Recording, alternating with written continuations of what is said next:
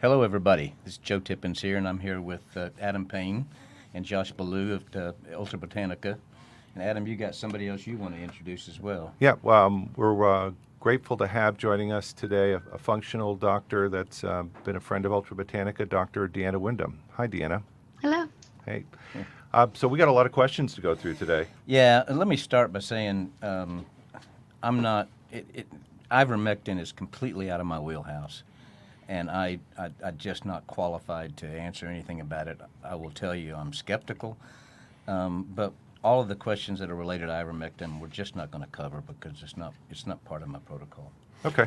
Yeah, and I'd like to let people know that the broadcast, of course, will be posted on Facebook today, and then we're going to be doing some post-production editing of that and get that back out here. Now, Adam, are we going to be able to make that post-production edit available on the blog as well? Yeah, the blog will have within a week we'll have an edited version of this, and then at most 2 weeks, but the live portion of the broadcast will be available immediately on the Facebook group because it's recording there. So perfect.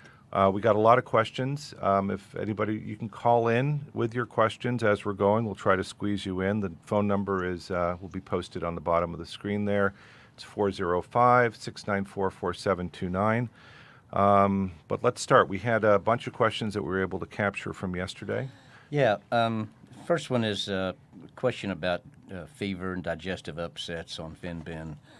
And this is from Laurel Estrada. Yeah. I have to say that with literally tens of thousands of people globally taking this, we get reported somewhere between 5 and 10% of the people have, some discomfort and diarrhea.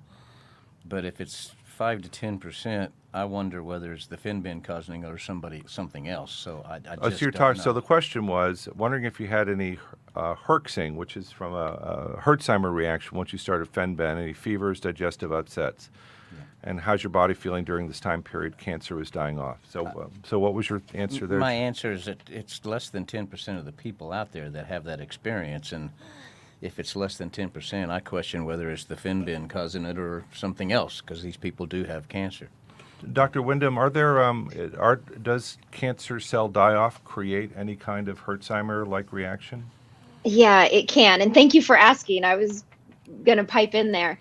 Just the die-off of cancer cells sometimes can do that. And it doesn't matter what you're using to treat it, whether it's fenben or other natural supplements or chemotherapies.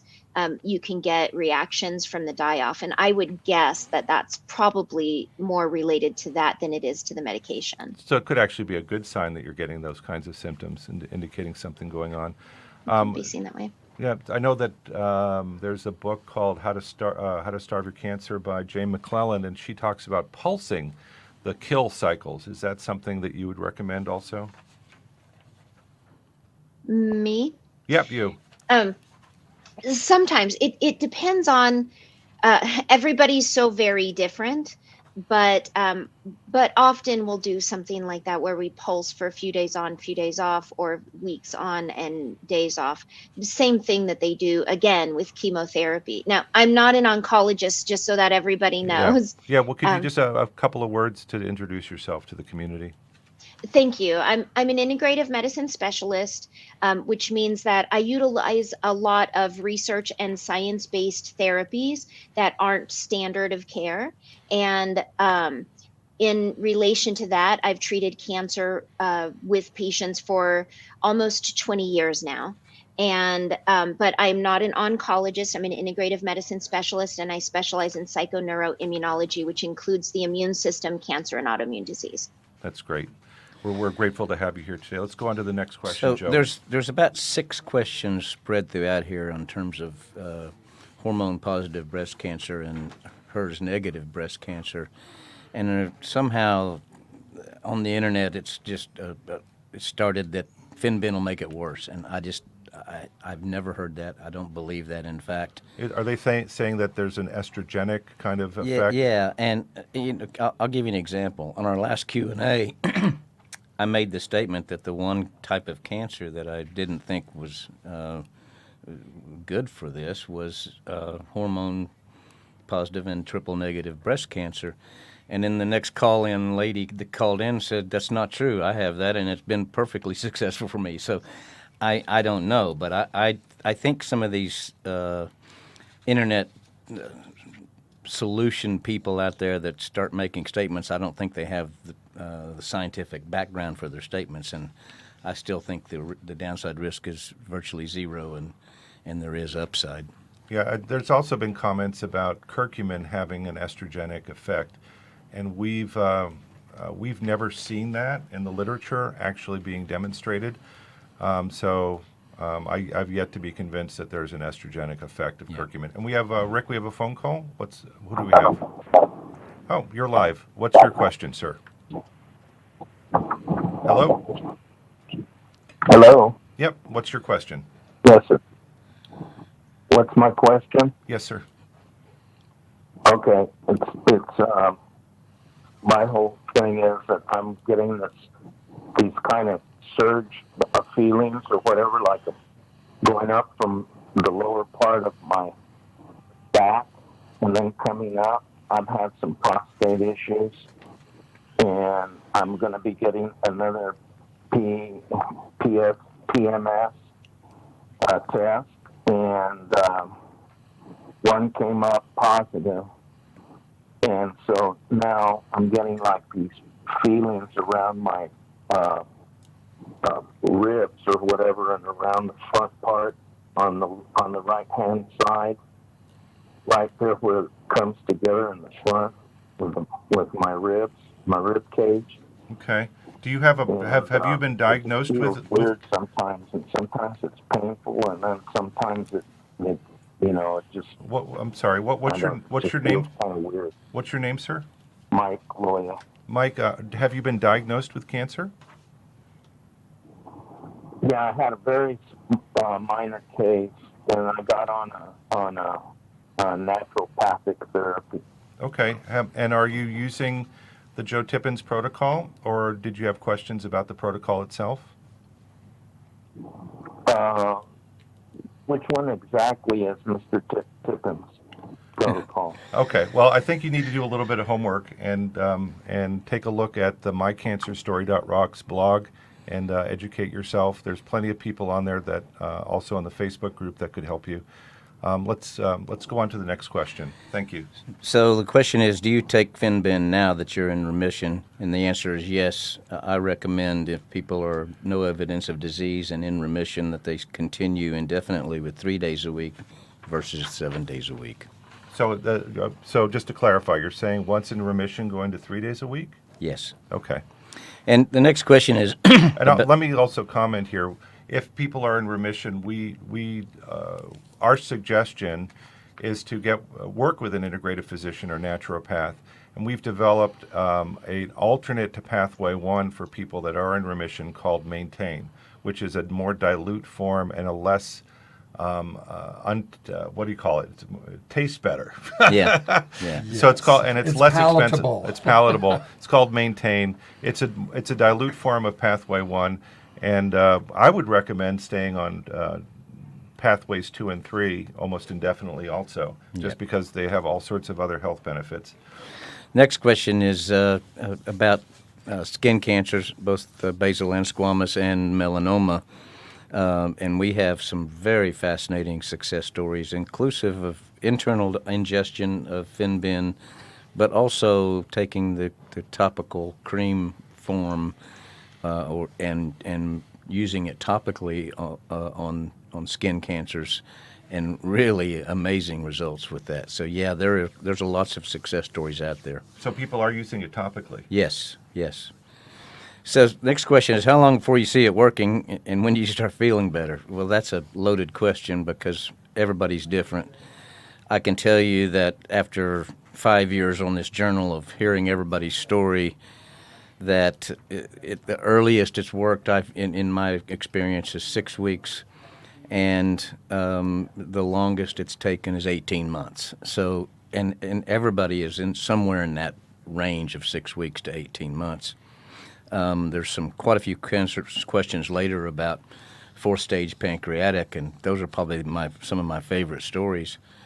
Well, I've 7 that I've documented and know about that had 4th stage pancreatic, told to go home and hire hospice.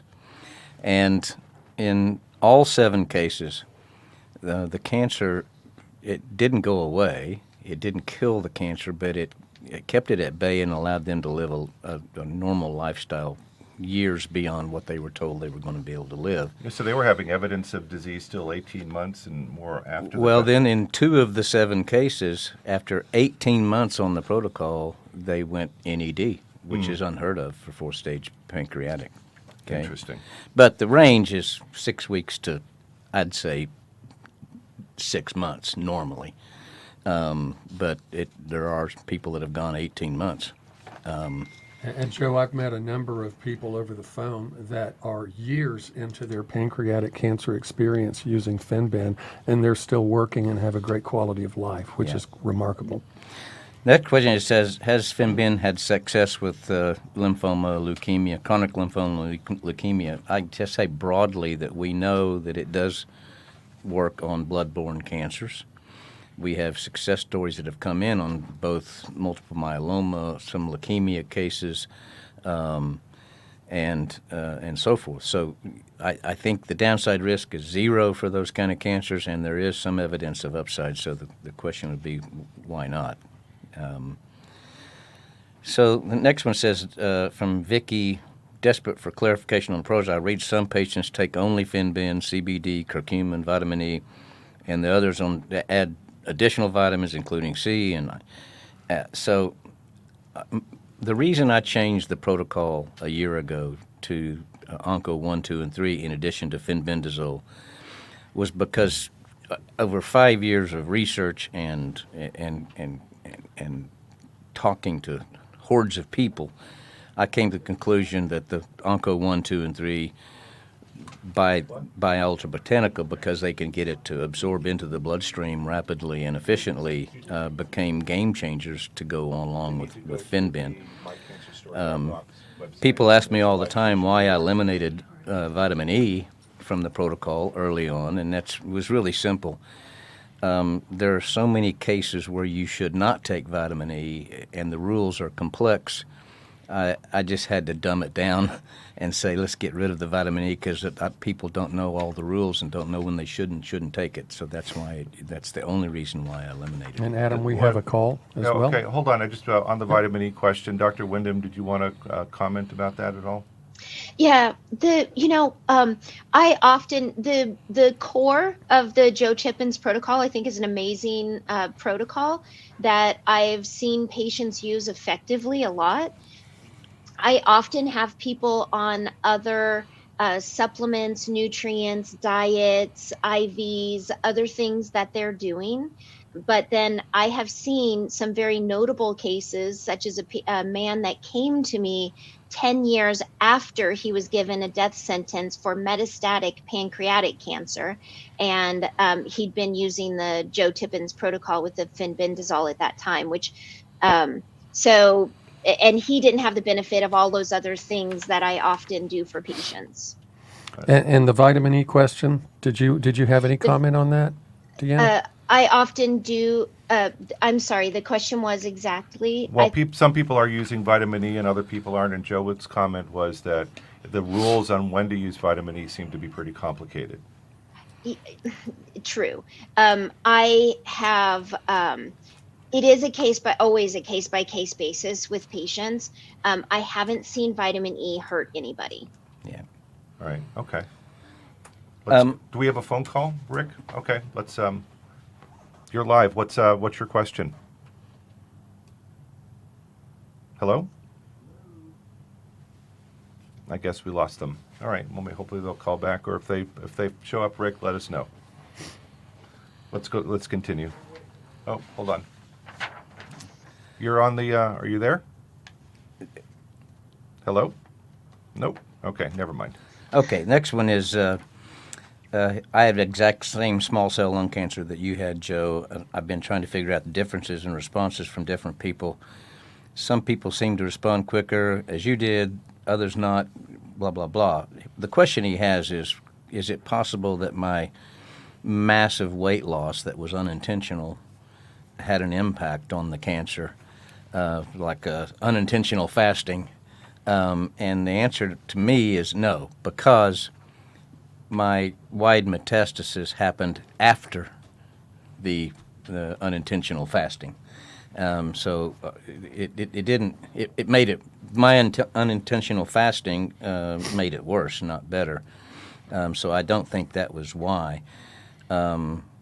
I believe everybody's reaction to this is going to be different. Mine took 3 months from wide metastasis to all clear. Others have taken 6 months, some 6 weeks. And I'm not a scientist to know why. I do know, and I fervently believe, that the downside risk is so low, and there's so much evidence of upside, that the only question people really should be asking is why not. Yeah, it's a great question. That's a great approach. Next question is, where can I purchase quality, safe, large quantities of fenben to stock up? I'm going to cover that and other questions later about alternate supply of fenben. The people that sell this really are mad at me for saying this, but I really do not recommend using anything other than Merck's, Panacure, or Safeguard brands. These other companies are buying this stuff in China and Eastern Europe. We have no idea whether they're GMP authorized facilities and clean facilities. And there's been actual assaying testing that shows that they're not at the purity level that they claim on their labeling. So I just say, why would you buy some entrepreneurial product out there that they're sourcing from China and not from a company the size of Merck that with all of their internal controls and safeties? I just fervently disagree that people should be buying that stuff.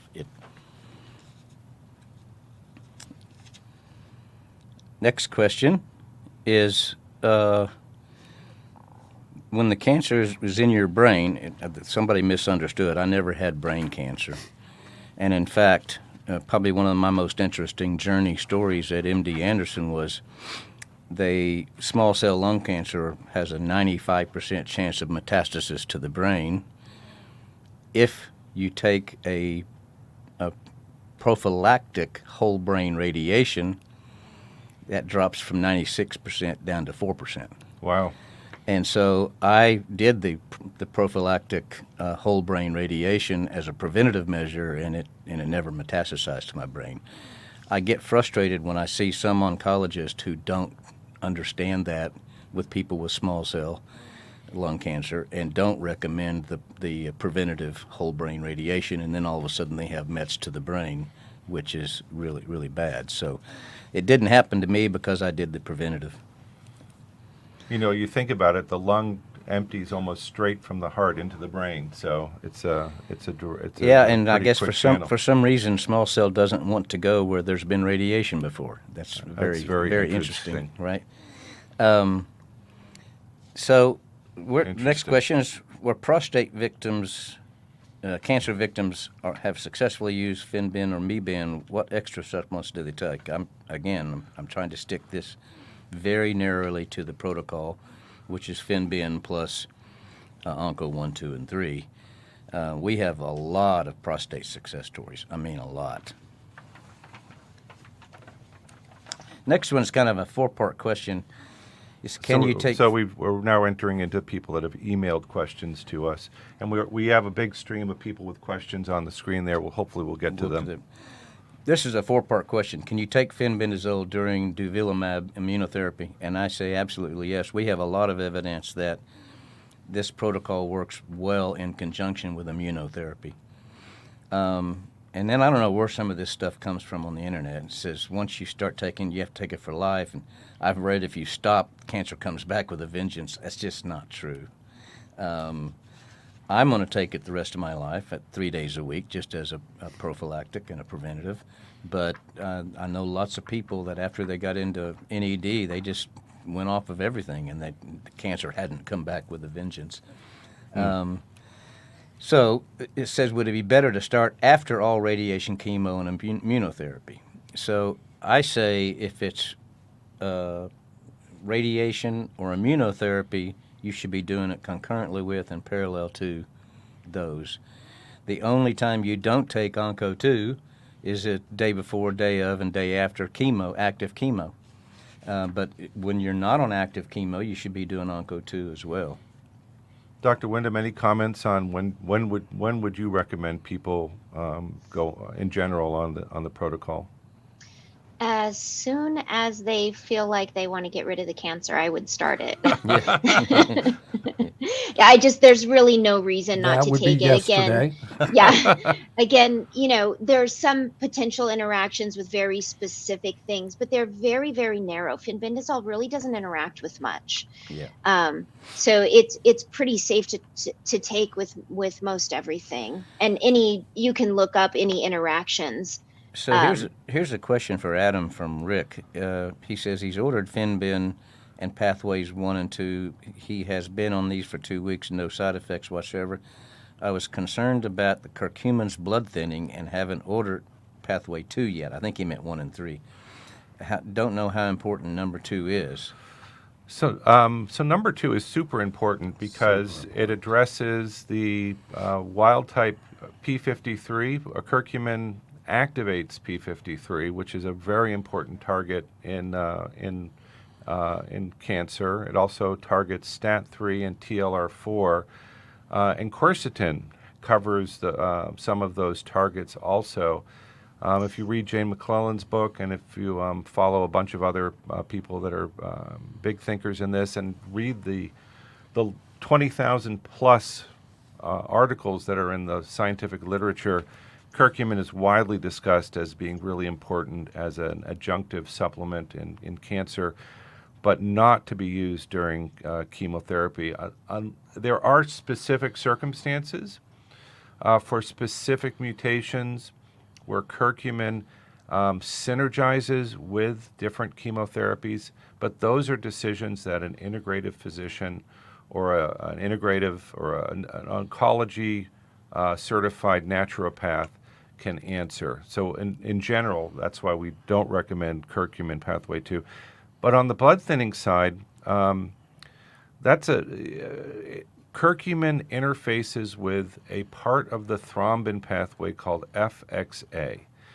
And there are some other blood thinning drugs that will interfere with, and there are many that it won't interfere with.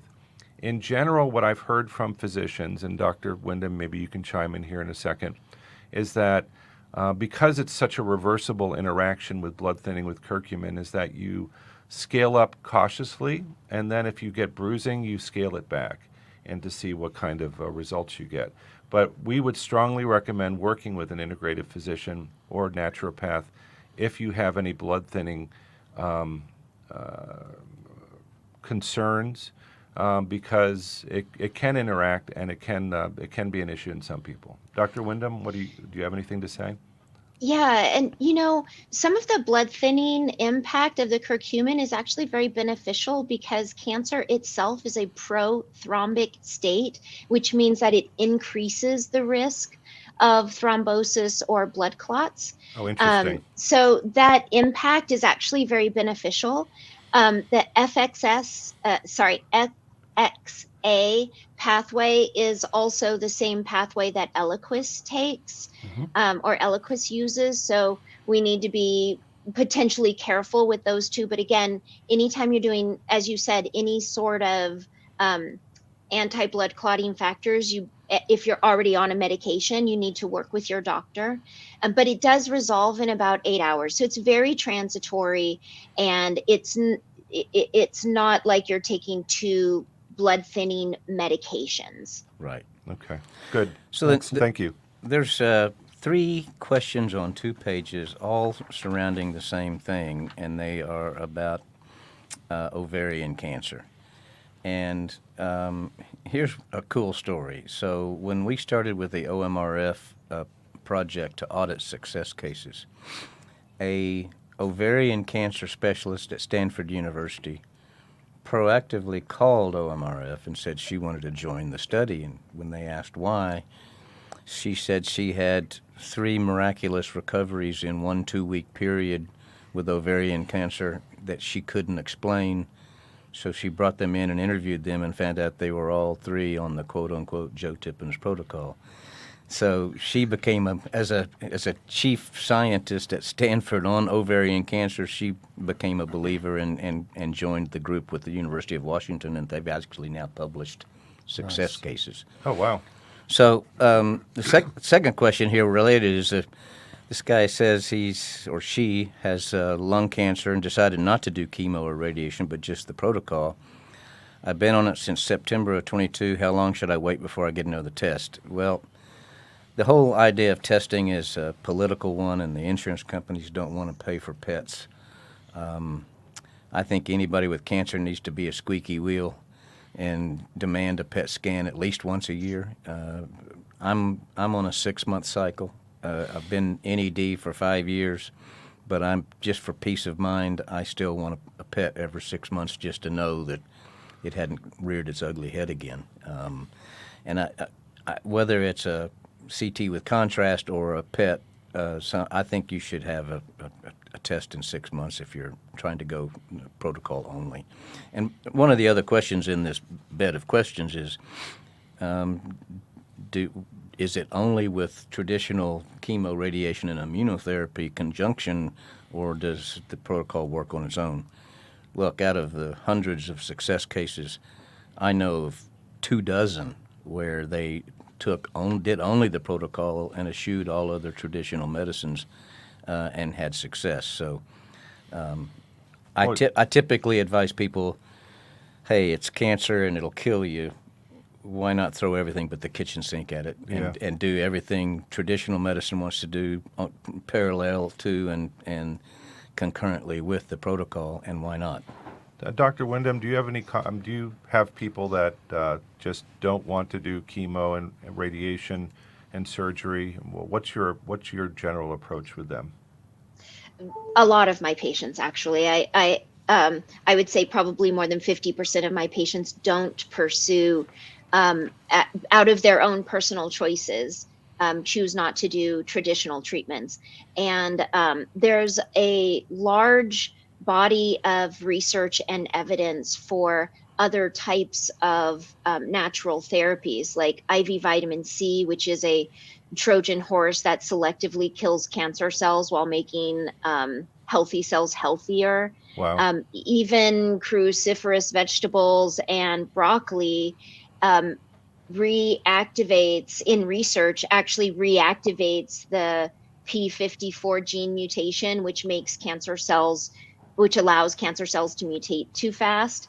And so there's really a lot that people can do. And those two things are just kind of brushing the surface, but there's really so much that people can do. And there are cancer treatment centers that specialize in just integrative therapies, and they don't do any chemotherapy and radiation and have very good success stories. All right. So just because you're not going to an oncologist to get poisoned, cut on, and irradiated, there are other options that you can find in the medical community. I think that's good for people to know. Yeah. And I would also like to say that in regards to testing, I definitely prefer PET scans over CTs with radiation. And that's because of the radiation itself, and also the chemicals that they give you in order to see it better.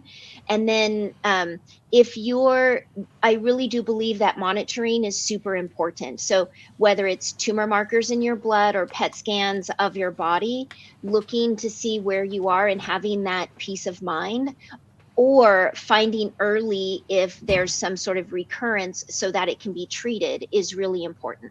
Right. Well, again, I've had to go to war with my insurance company pre-Medicare and now post-Medicare on PET scans, because they just, generally, they like to reject them and not pay for them. So you have to be the squeaky wheel. Yeah, which is true. And you can be the squeaky wheel. And sometimes you can find facilities that will allow people to pay cash up front for a dramatic reduction in the cost of the test too.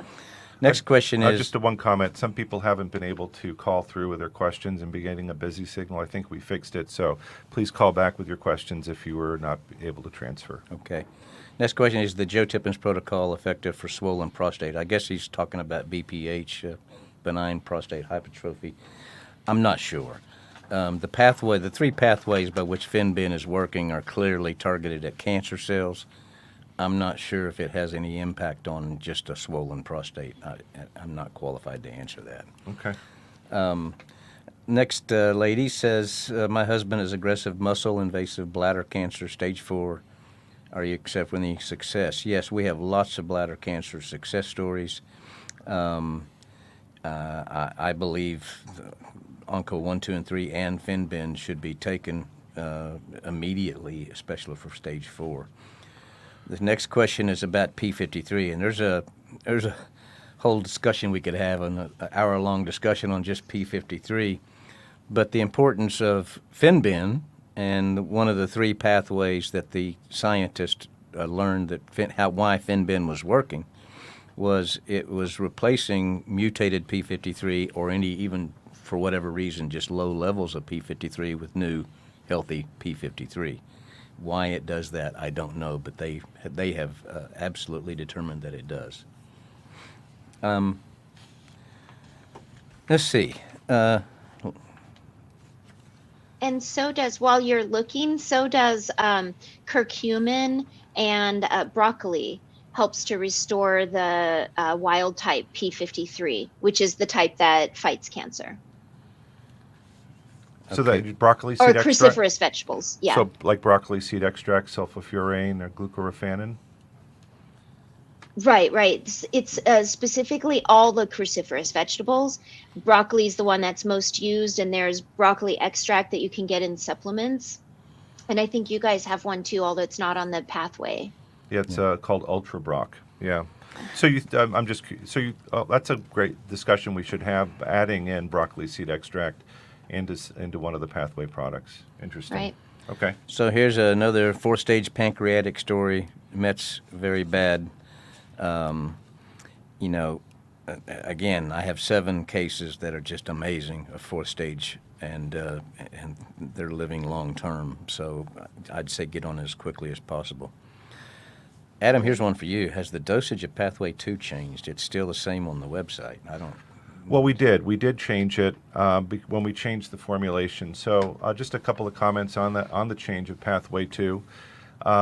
Pathway 2 used to use a cysteine residue as the scaffold for the curcumin quercetin LPS technology. It was we thought it was going to be the best concentrated scaffold, but it turned out to have significant manufacturing issues. We were losing more than 50% of the batches. It was also causing the capsules to crack and it was just a mess. So we decided about 6 months ago or more than that, about 9 months ago, to change to a brown rice protein scaffolding, which is organic and also very well absorbed and doesn't have whey protein in it. It necessitated having more of the material because it was the ratio of curcumin to the protein is different than the ratio of the curcumin to the cysteine. The short answer is yes. Instead of 1 capsule twice a day, it's now 3 capsules twice a day. There's some added benefits to that, though, because we're not using cysteine. You can open up the capsules and mix them into food if people are having a hard time swallowing the capsules. Exactly. The taste profile of the capsules is actually really pleasant. It'll actually mix into water or food really easily. Yeah. So, several questions here. One that I get asked all the time, what's my opinion on the difference between fenben and meben?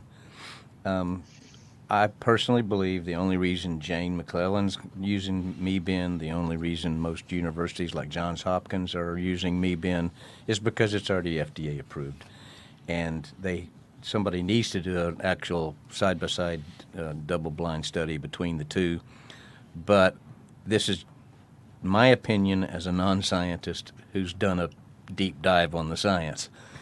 The 3 pathways that the PhD scientist in India determined why fenben is working so well, I believe fenben only has 2 of the 3, and the one it's missing is the P53. And that's why I believe fenben is better, and that's why I recommended it. Now, if the only way you can get this is through fenben, it's a good replacement, and it's better than nothing. You know, there's a lot of questions here about fenben and the liver, and when I started this 5 years ago, I recommended 3 days a week on, 4 days off because of all this BS about the liver. And then I found out that the research that determined fenben could damage the liver was done at 1,000x the dosage we're recommending. Well, I can say to you, if you take 1,000 times anything, you're going to cause problems. And then later, Johns Hopkins actually did a toxicity study on the whole category of anthelmintics, and they determined that 500 milligrams a day long-term is safe. Interesting. And so I just don't think, I mean, some people do have their liver enzymes spike after taking it, and I recommend people do blood work at least twice a year to just check on that and maybe back off a little bit if it is spiking your liver enzymes, but I don't believe it's a chronic problem. So... And no people haven't reported any lasting liver damage from taking fenbendazole. No, okay. no. Let's see here. And also, people with liver cancer, they get confused about, metastasis to the liver versus fenben effect on the liver. I mean, they're two completely different, not even in the same question deal. So just because you have cancer cells on your liver doesn't mean that the fenben is going to make that worse. I think the fenben is going to help the mets to the liver, and it shouldn't be confused with, error. And by the way, everybody should, if they're worried about their liver enzymes, they should be taking milk thistle, daily with the fenben. Okay. We have some. Why don't we try to take one of the questions here on the. Is it okay to continue to take the protocol with taking 3 different antibiotics? I don't think there's any reason why this would contradict antibiotics, and they're not even shouldn't be a problem. Great. You agree, Dr. I do Linda? agree, yes. Okay, let's go back to this here then. Would like to see the broccoli extract added to one of the pathways? Okay, there's a recommendation, Adam. So, Dr. Wyndham, any preference which pathway it should go in? Maybe pathway 2 with the curcumin and quercetin?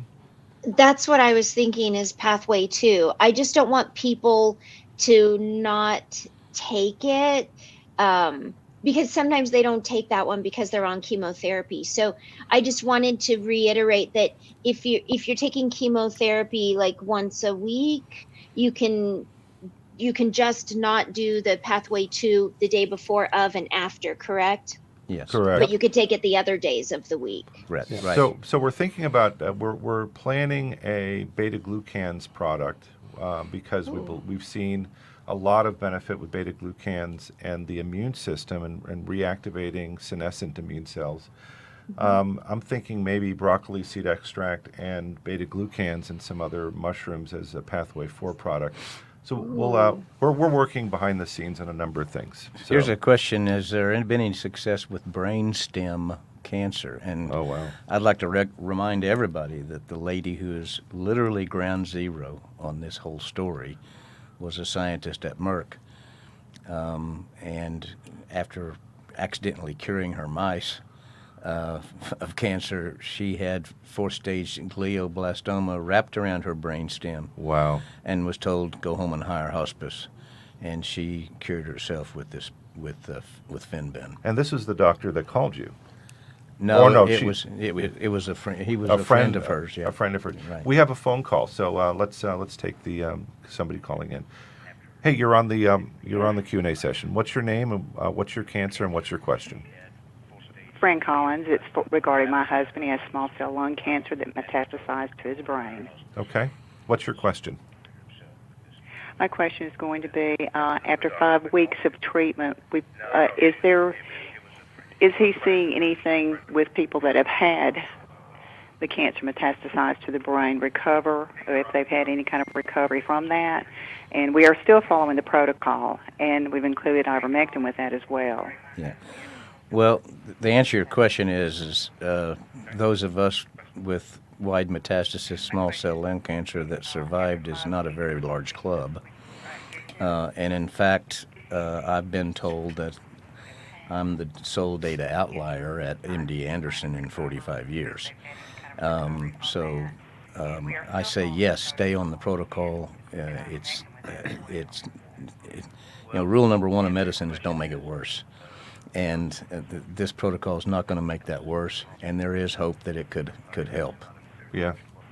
And we know that the Pathway 2 product does cross the blood-brain barrier, and Pathway 1 has a number of elements that can be really helpful. Dr. Wyndham, any comments that you'd like to add in? No, thank you. No, I think you guys covered it. I would just make sure that you're on the pathways and take it at the recommended dosage on the Joe Tippens protocol.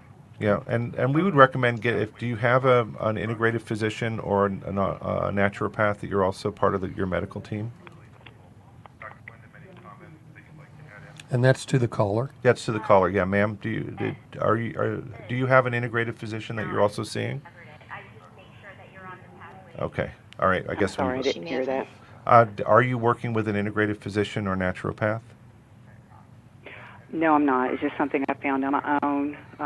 We did see an oncologist. We had chemo and radiation, which he did very well with as his lung cancer, but it was his, after that, a couple of months, it showed up in his brain. And then we did the 10 sessions of radiation. Yeah, and I've seen some improvement, but not a lot. Yeah, so I was telling this earlier. I don't know if you heard me, but I was recommended at MD Anderson to take whole brain radiation as a preventative measure because small cell metastasizes to the brain about 95% of the time, and if you do the preventative whole brain radiation, it drops down below 4%. So I was lucky. I had the right advice at the right time and went ahead and took that. Yeah. There are downsides to it. I mean, I've lost a lot of short-term memory because of whole brain radiation. Yeah. But are they looking at any radiation on his brain at all? We did. They did 10 sessions, and at the end of 10 sessions, it was they told us to call hospice. 3 weeks without treatment, 5 to 6 months maybe after treatment. As I said, we got home. He couldn't get up on his own, couldn't do very much on his own. I was feeding him. I was doing everything for him. It's been 5 weeks now, and he is mobile. There's a good bit of cognitive issues. There's times when he makes sensible statements, and there's times when they're nonsensible. So I'm just wondering if continuing with the protocol, we might can see some improvement there. We're scheduled to go back mid-February for a recheck. But in the meantime, we've had hospice come in and help with a lot of issues. But mainly I'm taking care of him myself, and I'm just hoping to see. I'm trying to be realistic, but at the same time, I'm saying, why not? Yeah, why not? You should try. There is one other thing you might think about adding here, and that's low-dose naltrexone. I appreciate what you're doing with everything, and thank you for taking my question. And ma'am, we're hoping for the best. Ma'am, Dr. Wyndham had a thought for you. There is one other thing you may consider adding, and that's something called low-dose naltrexone. You can get more information at LD. Hello? Hi, can you hear me? Can everybody hear me? I can hear you, yeah. Yep. Okay. So it's low-dose naltrexone. It is something that really may I think help. I'm having an issue with the... Okay, Yeah, so if she'll hang up, she'll be able to hear probably. Okay, so ma'am, she's recommending you go to the low-dose naltrexone website. It's LD and Research Trust, ldnresearchtrust.org. ldnresearchtrust.org. And we would strongly recommend get an integrative physician or naturopath that has a cross-training in oncology on your medical team. They will be able to give you so much more information than we can give. So here's a really basic question that we need to start from the ground zero.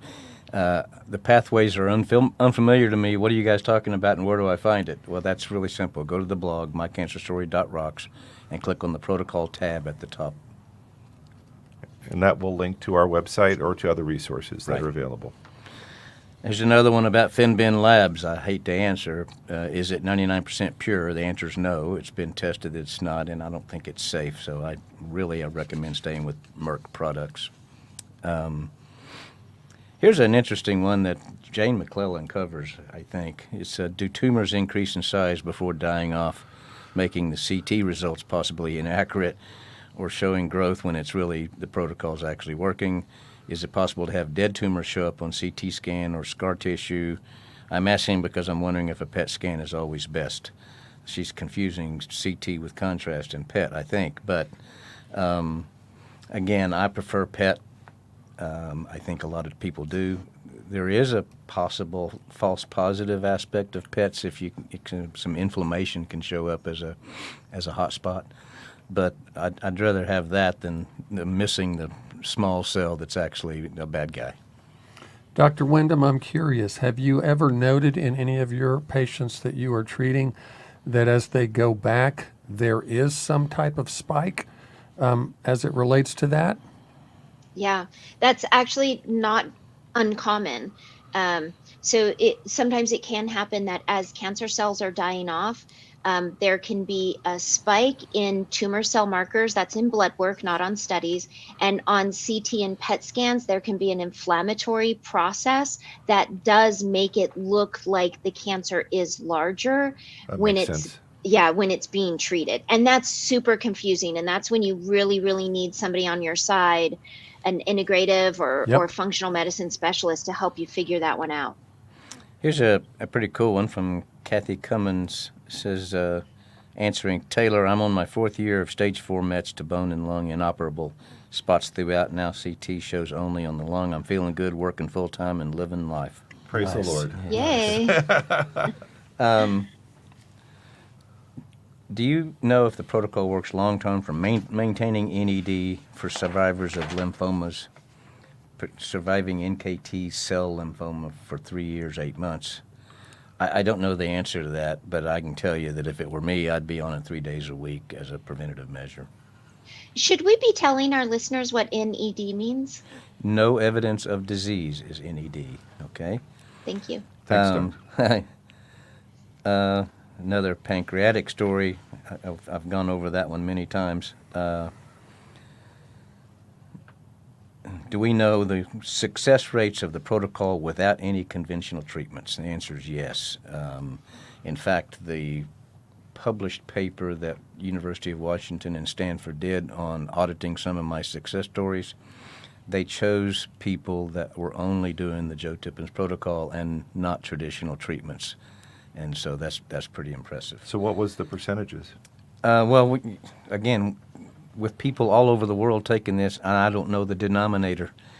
Right. You know, I know the numerator, but I don't know the denominator. So I think there's lots of success stories out there where they're only doing the protocol, but I don't know how to quantify. I don't know how to quantify those. Got it.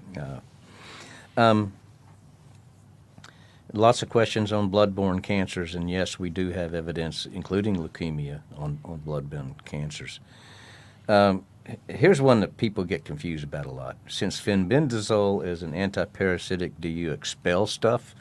And the answer is I don't really care, because we know it's not the parasites that are causing the cancer. It is the 3 pathways of knocking out the microtubules, interrupting the cancer cell's ability to metabolize sugar, and increasing new healthy P53 is why it's working on cancer. I'm not sure there's a correlation to intestinal parasites. It's just an added bonus. Yeah. I tell people the good news is if you invite me over to your house, I won't drag my butt on your carpet. Oh my gosh. So Adam, I get two questions frequently, and I want to cover one of them really quickly, and then I Sure. want to hand one off to you. People are constantly getting a hold of me, Adam, and they're talking about, why can't I just buy curcumin off the shelf? Why can't I just buy quercetin? Why don't I just get berberine off the shelf? I need you to understand that are listening, we employ a unique patented technology that Adam and his colleagues at Oklahoma Medical Research Foundation through the University of Oklahoma Health Sciences Center employ with these unique compounds in nature that are called polyphenolic compounds. These do not want to absorb through the gut lumen. They're crystalline in nature. You can take high amounts of them and only measure a fractional or sometimes no signal in the blood with these ingredients. So the patented technology we employ in our 25,000 square foot facility here in Oklahoma City allows these ingredients to be migrated right in through the gut lumen and then hit the blood level at exponential levels. Correct, Adam? Yeah, it's true. And there are other technologies that are available that do a decent job. There's one Danish technology that uses micelles and nanoparticles in there, but they're not specifically formulated with the quercetin and the curcumin and the boswellic acids. You would have to take a lot more of some of the other technologies like the BCM95 or the theracurmin. It's not that that those don't work. You just would have to take a lot more of them to get them to work. And there's some problems with some of the other formulations, like the theracurmin can cause stomach upset, etc.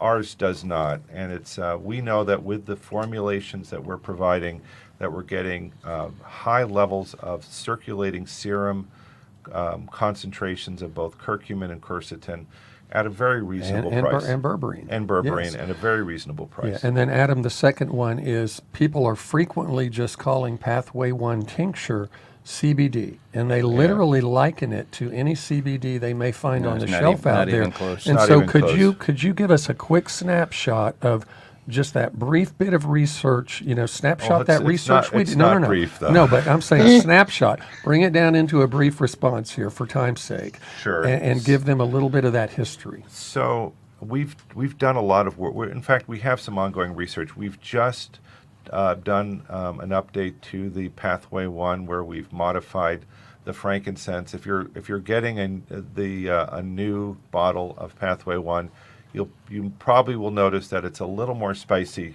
than the last version of it. This is because we've modified the frankincense in the current version to make it slightly more effective. It's just a different version of it. We are working with the University of Oklahoma Right. and with Doris Benbrook's research lab, and we have ongoing research that we're allowing us to modify, update, and improve. But it's very important to understand. We spent 4 years looking at different cannabinoids, extracts, fractions, and trying to understand the relationship of cannabinoids to cancer. It's actually a big conundrum. Why do hemp extracts actually interact with cancer cells? Very few scientists have been able to answer that question. We believe it's an epigenetic effect. And so we've modified the extracts to actually make them highly adaptable to an epigenetic effect, which in layman's terms, we have more of the acidic forms of the cannabinoids rather than the decarboxylated forms of the cannabinoids, because we've seen those to be more effective in influencing epigenetic changes in cell lines, including cancer cells. And we've also modified the specific plant hybrid of hemp that we're using, which is highly effective, not just for the cannabinoids, but for the terpene profile that's associated with those plant leaves. Now, that's just the cannabinoid profile. There's actually not that much CBD. It's mostly CBDA in the hemp extract. There's also a standardized dose of CBGA. There's 7 grams of cannabinoids in Pathway 1, which people ask the other question, Joe, is why is it so expensive? Yeah. If we priced Pathway 1 according to just standard pricing practices, it should be a $500 or $600 product based upon there being 7.5 grams of cannabinoid in each bottle. But we've actually reduced the price because we do the extractions, and we actually we contract with the farmers to get the right breed of hemp. In the bottle is also frankincense extracts, and there's 7 grams of frankincense essential oils, which are terpenes, diterpenes, sesquiterpenes that are specific to frankincense, and it packs quite a punch. Okay, here's a follow-up question. It's lady's mother really can't take pathway 1 because it makes her nauseous and then vomit. Is there any recommendation of how she can take it better? Oh boy, there are some people that are just going to be sensitive to it. My suggestion would be to to take the minimum dose available. Where some of the monoterpenes in the frankincense can cause the stomach upset. We actually deplete the frankincense of as much monoterpenes as possible in order to make it the least irritable to the gut. We have some other options that are available. I just ask you to call our offices and discuss other options if that's the case. And Adam, we do have a caller. Okay, waiting. Rick, who do we got? Caller, you're on. What's your, please? Hello, Ron, are you still there? Ron, are you still there? Yes, sir. I'm here. I guess I can faintly hear you, and live stream hasn't been live for a little while on my computer. But I wanted to ask a question regarding neuroendocrine cancer. That is a diagnosis that my mother has, and it's probably at a stage 3 or stage 4 at the moment. But it's a cancer that we've always been told by doctors and oncologists that's very unique. Oncology doesn't treat it the same way that they do other cancers because it goes through the endocrine system all over the body. It doesn't just focus in one specific area. I just wanted to get the panel's thoughts on treating that type of cancer with the protocol on the website. I don't know. That's one I've never heard before. But once again, we're seeing good evidence that this is completely cancer subtype agnostic. And if you think about the 3 ways that it's working with the microtubules, with the metabolism of sucrose, and with P53, it makes sense that it would be cancer subtype agnostic. Okay. Caller, you won't be. That would make sense. I'm going to ask Dr. Wyndham to chime in because she does she actually specializes in nerves and the endocrine system. You won't be able to hear her comments, but you'll be able to get her comments on the feed after the show. Dr. Wyndham, did you have any comments on that? Yeah, neuroendocrine tumors can be treated. I would expect them, because of the way that they behave, to respond. I also don't have specific experience with fenbendazole and neuroendocrine tumors, but based on the way that they behave, I would expect them to respond to fenbendazole and the pathways 1, 2, and 3, the oncoadjunct. And so these specific tumors don't respond to IV vitamin C, but they should respond to that. Oh, interesting. Okay. Mm-hmm. Thank Adam, you. there's a question before and one here, one about Europe and one about Australia. They can get products in Europe through your European distributor. Right. What about Australia? So through Australia, also either through us or a European distributor. But if you're in Australia, you need to get in touch with us by email because we have to set up your shipment differently than is available through just our website store. So we recommend sending an email to either to Adam at ultrabotanica.com or just go to our webpage and go to our ask information or contact us form. Send in your address if you're in Australia, which products you want, and we'll put together an electronic invoice and get you a quote how much it will cost to get that shipped into Australia. Adam, and I'd like to add, if any of these Australian people that are dealing with active cancers are currently going to an integrative physician or a physician that they love in Australia, in New Zealand, as you know, Adam, we've got a doctor there that is writing prescriptions for his patients so that the product can actually be sent into the particular area. So if you have any integrative naturopathic physicians in Australia, please get them in contact with us. We would like to be able to know of them. So and build what that you're saying is relationship. that they can write a prescription for Pathway 1. Yeah, there's areas, as you know, Adam, we have difficulty shipping it in where customs wants to stop it. And so this is the way we've solved that riddle in New Zealand, is through a doctor there that is actually writing prescriptions and then sending those in, and we send those prescriptions out with the order, and customs is clearing them. That's good. Yeah, that's good. So I get a lot of questions about Keytruda and what it impacted on me. Yeah, and there's one on the website here, and there's too. several on the website here. And let me go into a little bit of detail there. Keytruda is a really, really good immunotherapy for non-small cell lung cancer, for example, and other cancers. It just hasn't proven to be true with small cell lung cancer.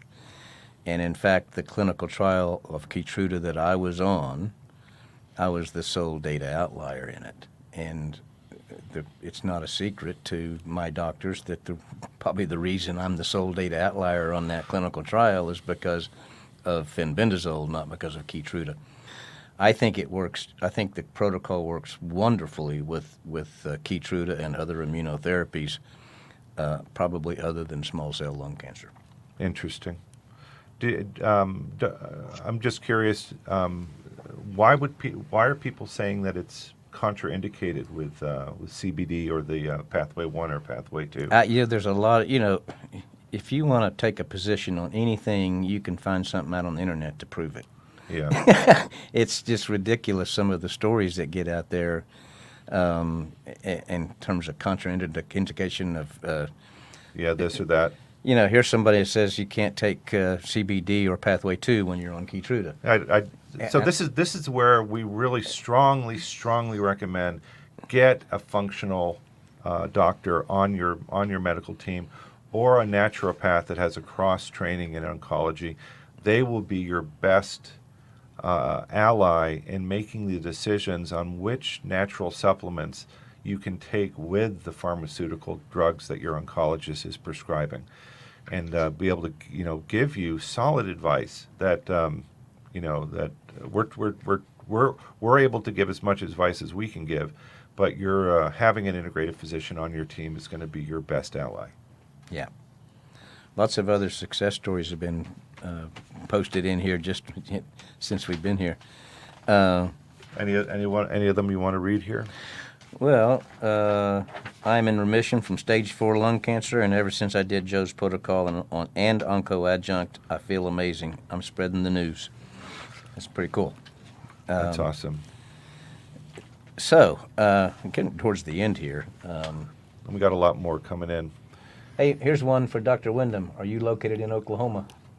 I am. Yes, I'm she in is. Oklahoma and California. Is it okay for me to give my website? Yes, Sure. absolutely. Yeah, please. Excellent. Okay. You can find me at wholehumanlife.com. Whole is WHOLE, humanlife.com. And we'll find a way to post that as well, Adam, on the website or something, so that people can know how to reach out to Dr. Wyndham. Right. Mm-hmm. Here's somebody else asking where they can purchase the protocol. Again, go to the blog, mycancerstory.rocks, click on the protocol tab at the top, and all the information is there for you. There's a question from Jewel Wallace Howard. She's saying her husband has been diagnosed in September with urethral carcinoma metastasized to the lung and kidneys. The doctor says he's incurable. He's been on the Panicur C once a day and on the since the end of November, and increased it to twice a day. He's doing picking protocol Pathway 1, hard time with it. He's on blood thinner Xarelto, but is afraid to give Pathway 2. However, his oncologist is at the point, since things have regressed without the cisplatin, he's put him on carboplatin, and the tumors grew, and is considering taking him off Xarelto, but is yet to do so. He has no AFib issues and putting him on Pathway 2 immediately. The thoughts. Jewel, our strong recommendation is please get yourself an integrative physician to help you navigate these questions. We don't think that there's any problems or contraindications here with Xarelto, but that's something that your doctor, you need to discuss with a good integrative physician. And there are plenty of integrative physicians in Colorado that could be on your team. Here's one. Will the protocol affect scans? Should I stop prior to a CT? I don't think so. There's no way the protocol is going to affect the scan. And in fact, the curcumin in the if you're doing a contrast will help with detoxify any of the contrast toxicities that could happen. Hey guys, I do have one question here. This the last person said that they were taking 1 pill a day of the Panicure. That's 222 milligrams. Isn't the up-leveled protocol 1 gram a day? Wouldn't that be 4 pills No, a day? so there's in Panicure C and Safeguard, there is 222 milligrams in 1 gram of powder. Right. Yeah. Oh, got it. Okay, so A lot of inert ingredients. and one of the questions here was about people doing increased dosages, and it's really funny. Remember, I started 3 days a week because I was worried about this BS about the liver. Increased that to 7 days a week with 222 milligrams of fenben a day, and now we have people all over the world trying 2, 3, 4, and 5x that dosage, and doing okay with it. So if somebody wants to experiment with it, as long as they're getting regular blood work and checking their liver enzymes, I say go for it. Joe, you had mentioned, I want to remind you, you had mentioned something about people procuring Panicure C and other things. They mentioned bulk amounts or where they can get it inexpensively. Do you have any insight to them? Because we hear that a lot. Well, you can buy Merck products, Panicure and Safeguard, and by the way, they're the exact same product with just 2 different brands. Right. You can buy that in bulk. Okay. You can buy it in tubs. And I just don't recommend these other kind of fly-by-night companies following my success. And I'm not jealous of them making money off of it. I just don't recommend their products. And yeah, why use something that's not pharmaceutical grade when you have a pharmaceutical grade product available made by Right. Merck? Yeah. So you know the potency. Here's one. GBM4. What protocol would you do if you have 5 years of clear scans? That's cool. I would stay on it 3 days a week, indefinitely as a preventative, because GBM can reoccur just like small cell can reoccur. So I think we've. Are there any other questions on the feed there, Joe? That we have some No, new I comments think- at the bottom.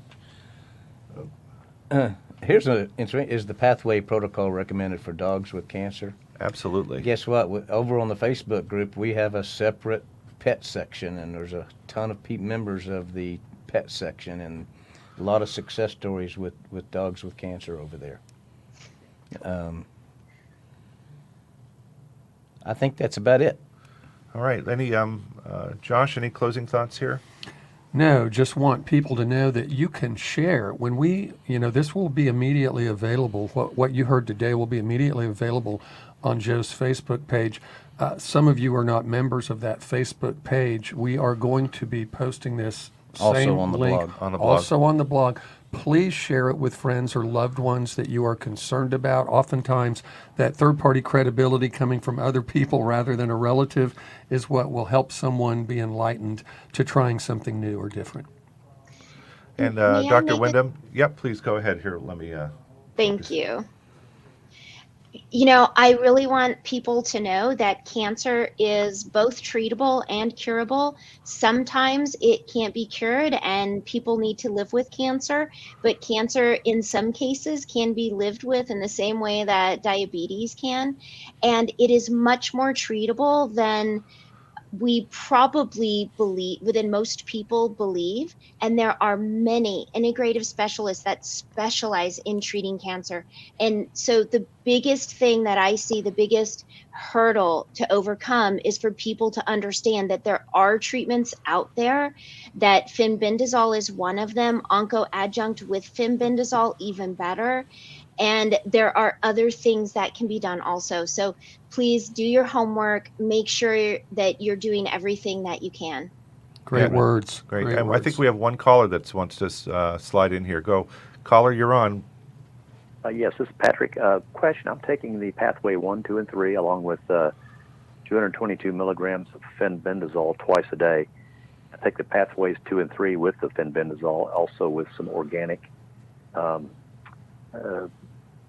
coconut oil. Mm.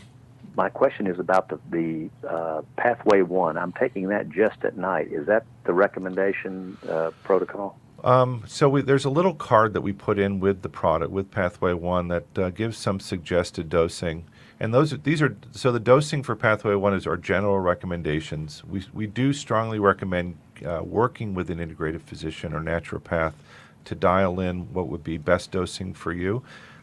We recommend, in general, starting Pathway 1 at night to see how you tolerate it. And if you can tolerate it well, then start to add a morning dose as well. How are you tolerating it? Is it okay? Just fine, no problems that I've noted. There is a weight to dosage recommendation. How much do you weigh? 180 pounds. So 1.5 to 2 mLs twice a day would be a recommended dose for you. If you can tolerate it, that would be optimal. Okay. Now, if I was taking it at the same time as I was taking Pathway 2 and 3 of fenbendazole, would that be the recommendation? Absolutely. Okay. If you're following Joe's protocol, that's his recommendation. And again, we would recommend you getting with an integrative physician to dial in specific. Dr. Wyndham, somebody's asking if you know of any integrative physicians in San Diego, and So I practice in both California and that was my question. Oklahoma. Thank you All very right, much. thank you for calling. Yeah, go ahead, Dr. Wyndham. I practice in both California and Oklahoma. I spent 20 years in California and started at Whitaker Wellness, where we treated a lot of cancer. Depending on what type of cancer it is, my referrals in the area are a lot different. So there are several people in Southern California. You can look up Cancer Control Society or People Against Cancer, peopleagainstcancer.com, and they have a referral system. Or they can call you to get some information. What was your phone number again, Dr. Wyndham? It's 888-888-338-3408. So, Dr. Wyndham, there's a whole rash have just come in about 5 different states now. So is there one website somebody can go to find an integrated physician in their state? Or is that... there are 2 websites, ACAM, ACAM.org, and A4M, the letter A, number 4, letter M.org. Okay. Those are for general integrative practitioners, though. For specific integrative practitioners that specialize in cancer, I would go to Cancer Control Society or People Against Cancer, because they will refer you to a specific doctor who specifically treats cancer. Perfect. That's Thank you awesome. very much. My pleasure. All right. Well, I think we're going to wrap up the Q&A session. This has been January 18th, 2023. Thank you for joining us. We appreciate all of the questions that were sent in. Unfortunately, we weren't able to get to a lot of them, but we certainly covered, I think, a vast majority of the topics here. Any last thoughts, Joe? No, thank you. Oh, thanks, everybody. Be Thanks for joining. encouraged. Bye-bye. Bye. Take care.